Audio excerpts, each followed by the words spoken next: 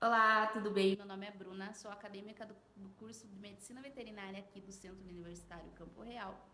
E hoje eu vou falar um pouquinho para vocês sobre os cuidados que devemos ter com os neonatos. Afinal, você sabe o que é um neonato? O neonato, o nome neonato é dado para uma fase de vida de um animal. Essa fase ela vai ser do primeiro dia de vida dele até a segunda semana de vida dele, em média. Pode variar um pouquinho conforme as espécies, né? Esse tempo de, esse tempo de neonatal. Mas a média ali é a segunda semana de vida.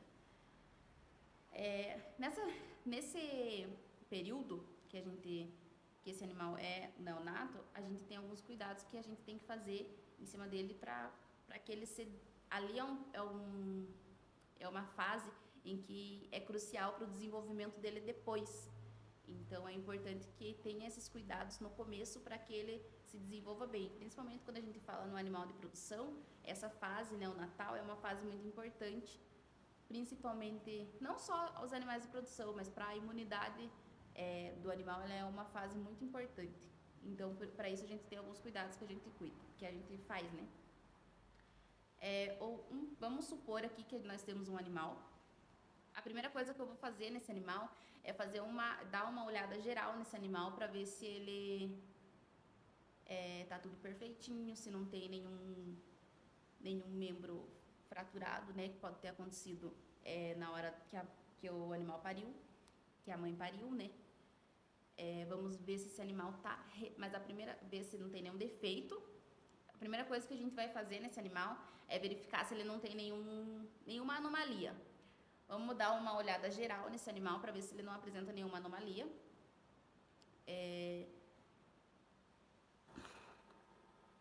Primeira coisa que a gente vai fazer nesse animal é dar uma olhada geral para ver se esse animal não apresenta nenhuma anomalia. O animal não apresentando nenhuma anomalia, ou apresentando também, a gente vai verificar se esse animal está respirando, se esse animal está vivo, se ele já iniciou os movimentos respiratórios, né? Para isso, normalmente, o tempo que o animal, após nascer, ele já começa os movimentos respiratórios são de 30 segundos. Se esse animal ele não começou os movimentos respiratórios em 30 segundos, isso já pode ser considerado uma apneia. Então, esse animal não tá respirando ou está com muita dificuldade de começar a respirar. Então, a primeira coisa que a gente vai fazer é verificar as vias aéreas desse animal. Se ele está respirando ok, a gente parte para um próximo passo. Mas se esse animal não está respirando, a gente vai ter que ter uma intervenção em cima desse animal. A primeira coisa que a gente pode fazer, que é uma coisa que normalmente as mães desse animal faz, pode ser que esse animal acabou de nascer e é fruto de um parto distócito, a mãe pode não estar presente mais, ou a mãe pode ter morrido no parto. Tem vários fatores que podem acontecer, ou a mãe às vezes rejeita, né, o animal, o filhote, né, ali, e pode acontecer isso e acaba que a gente tem que ter uma intervenção em cima dele. Verificou se o animal está respirando, se ele está com dificuldade de respirar, a gente vai partir para estimular a respiração desse animal. Normalmente as mães elas vão estimular com lambeduras no animal. Não precisa lamber o animal, mas a gente vai massagear ali a parte do tórax, a gente vai estimular a respiração desse animal e de uma certa forma vai relembrar, né, o jeito que a mãe deveria fazer. E que é principal também é a gente tá limpando as vias aéreas desse animal, desobstruindo todo e qualquer via ou qualquer anexo fetal que possa ter ficado no momento que a mãe pariu, né? Que pode estar dificultando a respiração desse animal. Então, nós vamos estar fazendo essa limpeza e estimulando o animal para respirar. Ah, Bruna, mas o meu animal fiz isso daí e o animal não voltou a respirar. O que eu faço? Eu posso entrar com manobras de ressuscitação, né? Dependendo de um período ali, se o animal não reagiu ou reagiu pouco, tá com muita dificuldade, a gente pode estar entrando com uma manobra de ressuscitação. E se for mais grave ainda, nós podemos entrar com medicamento. Existem no mercado broncodilatadores, que eles são bem eficientes no estímulo de fazer com que o animal respire. Outra opção que a gente tem como uma terapia alternativa é um ponto de acupuntura. Todo mundo que usou já esse ponto de acupuntura funciona, é algo que é comprovado e ele funciona mesmo. Nessa fotinho que tem aqui do lado, o ponto de acupuntura o nome do ponto é Vasogovernador 26. Ele fica mediano a linha nasal. Esse ponto ele fica mediano a linha nasal, né? Que é bem no meinho do nariz aqui.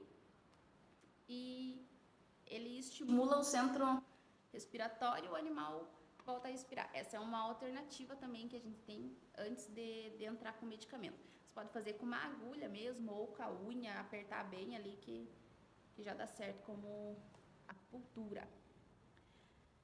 Nosso animal já voltou a respirar, a gente vai cuidar da hipotermia desse animal. Esse animal, a maioria dos animais, eles não têm termorregulação nesse primeiro momento. Então, o que acontece? Imagine que dentro do útero, eles estão num ambiente que é totalmente controlado pela mãe, né? Estão numa temperatura agradável, ideal para o desenvolvimento deles. E quando eles saem, né, quando eles nascem, eles vão para um mundo que a temperatura é totalmente variável. O corpinho deles não consegue regular essa temperatura nesse primeiro momento. Então, é muito comum que esses animais entrem em hipotermia. Então, é ideal que a gente seque esses animais, depois que já estão respirando, né? O ideal é que a gente seque esses animais, coloque cobertas, dá para você aquecer esse animal com cobertas, com luz incandescente, né? Colocar esse animal num lugar fechado. Existem várias alternativas aí para você aquecer e manter esse animal aquecido. Então, é bem legal. Depois que esse animal já está respirando, ele não está mais hipotenso, nós vamos colocar esse animal para mamar. Esse mamar que eu falo, ele é pelo primeiro leite que a mãe vai produzir, que é o colostro. Quando esse animal ele ainda está na vida uterina, a mãe não consegue transferir para ele as imunoglobulinas. A maioria das mães, né? Com exceção, né, das cadelas e das gatas, que elas conseguem transferir essa imunidade durante a gestação. Então, elas vão conseguir transferir ali em torno de 10 a 20% para esses animais. Mas ainda assim é uma quantidade muito pequena, né? É extremamente importante que eles ingiram, né, o colostro assim nas primeiras horas de vida. Quanto antes eles ingerirem, melhor. Quanto antes for a ingestão, maior é o nível de imunoglobulinas que essa vaca ela está liberando. Quanto mais tempo se demora para esse animal ingerir o colostro, menos globulinas vai ter nesse colostro. Então, ele é um colostro mais pobre, digamos. Então, é ideal que, né, a gente estabilizou o animal, a gente já coloca ele para mamar o colostro. Outro passo importante, depois, recapitulando um pouco, o nosso animal ele já está respirando, nosso animal ele já tá quentinho, né, tá com a termorregulação ok. Nosso animal ele já está ingerindo colostro, a gente vai partir para a cura do umbigo desse animal. O umbigo ele é uma porta, depois que o animal nasce, ele é uma porta aberta para micro-organismos. Ali onde tinha veias, artérias e o umbigo ali, que era o que ligava ele da mãe, quando esse animal nasceu, ele é cortado esse laço. No cortar esse laço, fica ainda um tempo essas veias, essas artérias ali, elas ficam muito expostas ao ambiente, que é totalmente contaminado. Então, a gente tem um animal em um ambiente contaminado, com uma porta de entrada ali e com um sistema imune horrível, né? Com um sistema imune muito fraco. Então, é de extrema importância que se faça essa cura do umbigo para evitar futuros problemas. A cura do umbigo, ela é fácil de se fazer, né? Normalmente o pessoal faz com iodo. Esse iodo ele pode ser de 5 a 10%, né? Vai ser de 30, mais ou menos de 30 a 20 segundos, de 20 a 30 segundos, por 3 vezes ao dia, por 4 dias. Então ele é um pouquinho trabalhoso, mas ainda assim vale a pena, para você evitar problemas futuros. Ah, Bruna, que problema que eu posso ter de não curar, de um umbigo mal curado? Esse umbigo mal curado, ele pode causar miíase nesse animal. Você vai gastar com tratamento de miíase, com veterinário, com tratamento, com medicamento para miíase. Essa porta de entrada pode entrar qualquer bactéria que pode afetar qualquer órgão desse animal. Então você vai gastar com tratamento, né, dependendo do órgão, dependendo da infecção, você vai ter um gasto. Esse animal, ele vai, se for, vamos falar aí de animais de produção, esse animal, ele não vai ganhar peso. Além de não ganhar, ele pode perder peso, né? Quando a gente fala ali de corte, que é importante o peso do bezerro, principalmente no desmame, esse animal, ele já sai perdendo, né? Então é ideal que você faça a cura do umbigo para você também não sair perdendo nessa. E claro que para manter o bem-estar desse animal, né? Porque ali é um ambiente que vai causar dor, vai causar desconforto para esse animal. Então é importante que se faça essa cura do umbigo. Agora a gente vai falar dos suínos. Os suínos, além desses cuidados que eu já falei, eles têm algumas coisinhas que é feita com eles, principalmente em granjas. É mais comum em granjas. Não, na fazenda 2 porquinhos, talvez não seja necessário ter esses cuidados, além da cura do umbigo. A cura do umbigo tem que ter, mas esses que eu vou falar agora. Esses cuidados em granjas, normalmente tem o corte e a desinfecção do umbigo. O corte vai ser a 4 dedos abaixo do abdômen, vai ser feito esse corte do umbigo. E o corte do terço final da cauda. Por que é feito o corte do terço final da cauda? Esse corte do terço final da cauda, ele vai evitar evitar canibalismo entre os animais numa granja. Já foi comprovado que esse corte ele diminui muito o canibalismo lá dentro.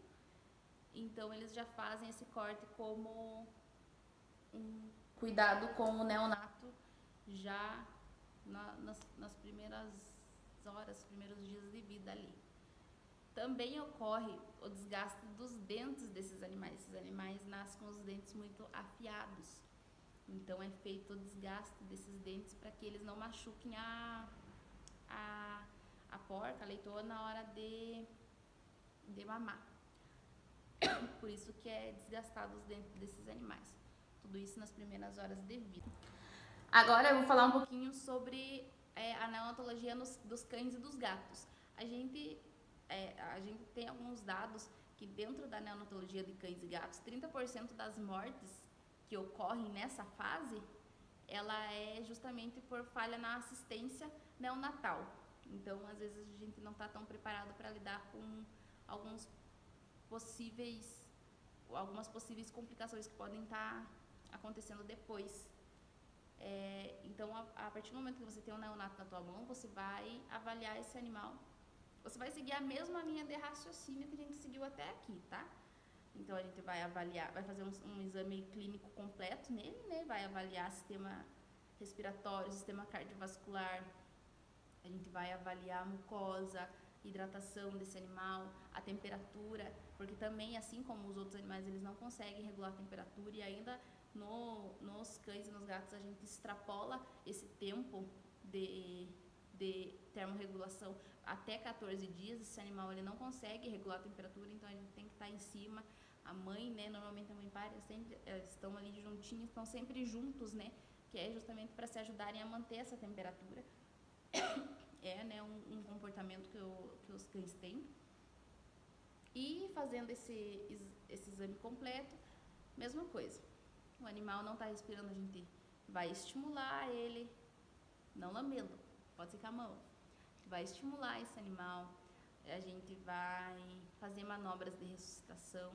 Um medicamento que a gente pode usar para esses animais é o cloridrato de doxapram. É muito utilizado na clínica de pequenos, justamente para fazer, né, para estimular esse sistema respiratório.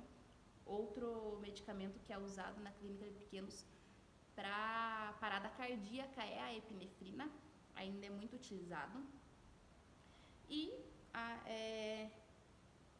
para a gente identificar algumas enfermidades desse animal, a gente nota que eles têm um comportamento um pouco diferente quando eles estão demonstrando essas enfermidades.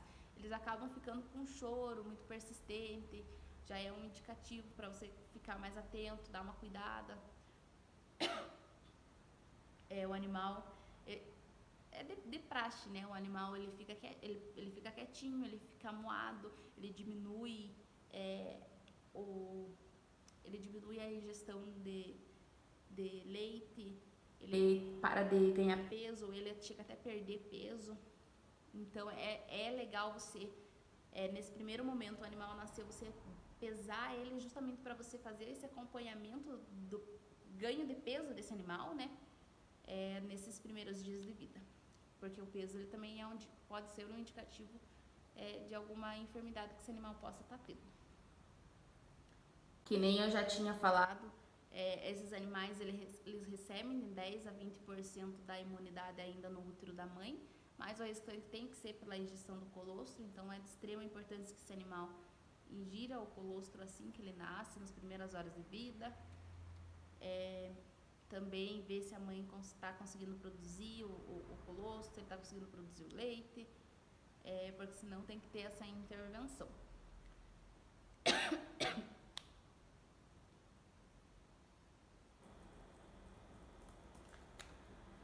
E é muito comum que esses animais, eles tenham algum problema com parasitas depois que eles nascem.